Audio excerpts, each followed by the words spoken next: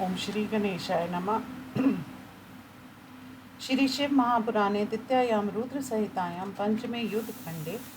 अथैक विंशो अध्याय सनत कुमार उवाच। ते गणाधिपतिन्द्रष्ट्वा नन्दिं नन्दिभमुक्षन्मुखान् अमर्षाधव्यधावन्त द्वन्द्वयुद्धाय दानवा नन्दिनं कालनेमिक्ष शुम्भुलम्बोदरं तथा निशुम्भाक्षन्मुखं देवम् अभ्यधावत् शक्तित निशुम्भ कार्तिकेयस्य मयूरं पश्च भीषरे हृदि विव्याध वेगेन मूर्छिता स पपातः तथा शक्तिधरा क्रुद्धो बाणे पञ्चभिरेव च विव्ययाध स यन्दने तस्य ह्यानयन्तारमेव च शरेणायेन तीक्ष्णेन निशुम्भं देववैरिणं जघान तरसा वीरो जगर्जरन् दुर्मद असुरोऽपि निशुम्भाख्यो महावीरोऽतिवीर्यवान् जघान कार्तिकेयं त्वं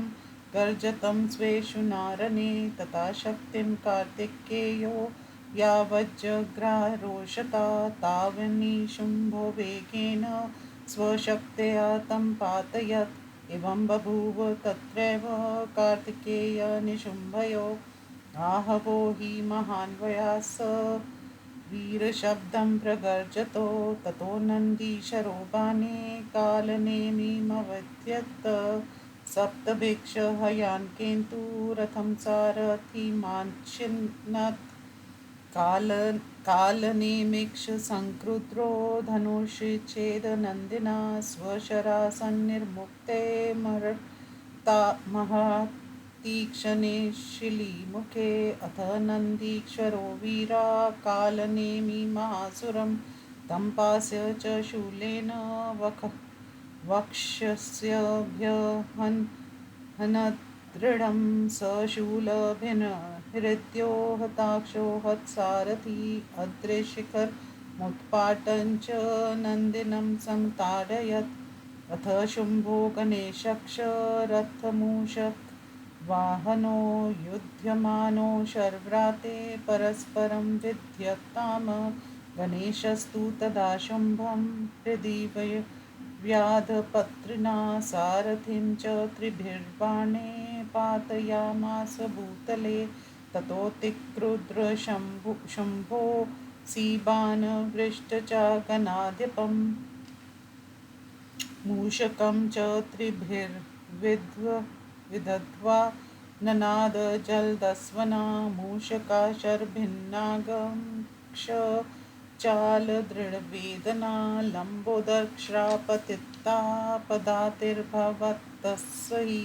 ततो लम्बोदरशुम्भं हत्वा परशुना हृदि अपातयत्तदा भूमौ मूषकं चारुरोषः सम्रायोऽध्यक्षाभूत पुनर्गजमुखो विभू त्वं प्रहस्यावधित क्रोधातोत्रेणैव महादीपं कालनेमिर्निशुम्भक्ष हुआभो लम्बोदरं शरे युगपचङ्क न तु क्रोधादाशिविश्य समैधृतं तं पीड च मान्मालोक्य वीरभद्रो महाबला अभ्यधावत् वेगेन कोटिभूतयुतस्तथा कूष्माण्डा भैरवाक्षापि वेताला योगिनी गणा पिशाचा डाकिनी सङ्घा गणाक्षापि समं समययु तथा किलकिला शब्दे सिन्नादे सघर्घरे विनादिता डमरुके पृथ्वी संकम्पत ततो भूता प्रधावन्तो भक्ष्यन्ति सं दानवान् उत्पत्य पातयन्ति सं न नृत्युक्षरणागणे एतस्मिन्नन्तरे व्यासा भूतां नन्दिगुहक्षतो उत्थिता वापत संज्ञो हि जगर्जतुर्लम्रणे स नन्दी कार्तिकेय यक्ष समायातो त्वरान्वितो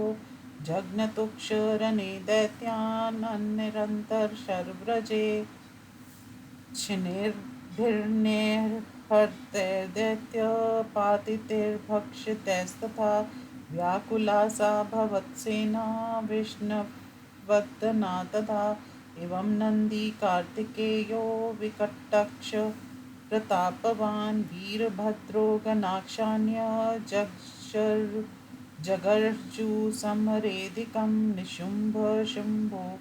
सेनान्यो सिन्धुपुत्रस्य तौ तथा कालनेमिर्महादैत्यो सुराक्षानि पराजिता प्रविध्वस्तां तथा सेनां दृष्ट्वा सागरनन्दनं रथेनातिपताकेन गणान् भीययो बली तथा पराजिता दैत्या अप्यभूवन्महोत्सवा जगर्जुरधिकं व्यास सम्रायोध्यस्तास्तदा सर्वे रुद्रगणाक्षापि जगर्जुर्जये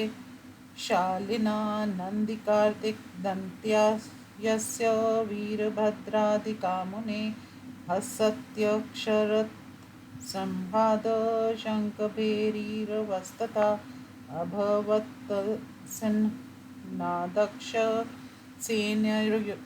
सेनयोरुभयोस्तथा जलन्धर शर्व्रातेर्निर्भार पटलैरिवा द्यावा पृथ्वीयोरज्जन्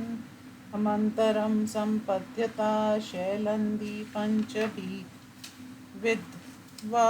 गणेशं पञ्चभीषरे वृद्धत्वा वीरभद्रं च विष्यन्त्याननाद जलदस्वन कार्तिकेयस्ततो दैत्यं शक्तया विव्यात् सत्वरं जलन्धरं महावीरो रुदपुत्रो ननाद च सगुणनयनो दैत्यशक्तिनिर्भन्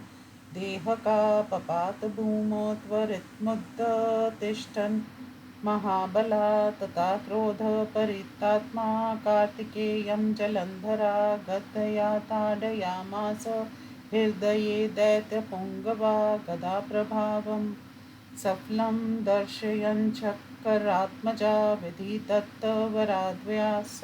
स तूर्णभूतले पतत् तथैव नन्दीहापत्तदूतले गदया हता महावीरोऽपि रिपुहा किञ्चिदच्चाकुलमानसा ततो गणेश्वर क्रुद्रा संहृत्वा शिवपदाम्बुजं सम्प्रापयाति बलो दैत्यगद्दां परशुनाञ्चिनत् वीरभद्रस्त्रीभिर्बाणे हृदि विव्याध दानवं सप्तभिक्ष हयान् केतुं धनुषच्छत्रं च चिच्छदे ततोऽतिक्रुद्रो दैत्यन्द्रशक्तिमुद्मे दारुणां गणेशं पातयामास रत्मनयं समारुहत् अभ्यगादत्थ वेगेन स दैत्येन्द्रो महाबला विगण्य हृदं तं वीरभद्रं रुषान्विता वीरभद्रं जघानाशु तीक्ष्णेन विशिखेन तं ननाद च महावीरो दैत्यराजो जलन्धरा वीरभद्रोऽपि क्रुद्रा सिद्धारेण चेशुना चिचिछेद तच्छरं चैव तं विव्याध महेशुना ततस्तो सूर्यसङ्काशो युयुधाते परस्परं नानाशस्त्रैस्तथा सत्रैश्चिरं वीरवीरोत्तमा वीरभद्रस्तस्य हयान् बाणैर्पातयत् धनुक्षिच्छेदरथ्यना पताकां चापि वेगता अथो स दैत्यराजो हि पुप्लुवे परिघायुधा वीरभद्रोपकण्ठं स द्रुतमाप महाबला परिघेनातिमहता वीरभद्रं जगानः महाबलोऽपधीत् न्यो मूर्धना वीरो जगर्ज च परिघेनातिमहताभिन्मुद्रा गणाधिपा वीरभद्रपपातोर्तो वर्या मुमोच रुधिरं बहु पतितं वीरभद्रं तु दृष्ट्वा रुद्रगणा भयात् अपागगच्छननं हित्वा क्रोशमाना महेश्वरम् अथ कोलाहलं श्रुत्वा गणानां चन्द्रशेखरा निजपार्श्वस्य स्थितान् वीरान् पृच्छ्रन् सत्तमान् शङ्करुवाच किमर्थं मद्राणां हि कोलाहलोऽभवत् विचार्यतां महावीरा शान्तिकार्यां मया ध्रुवम् इति यावत् स देवेशो गणान् अप्रपत् सादरं तावग्गन्वरास्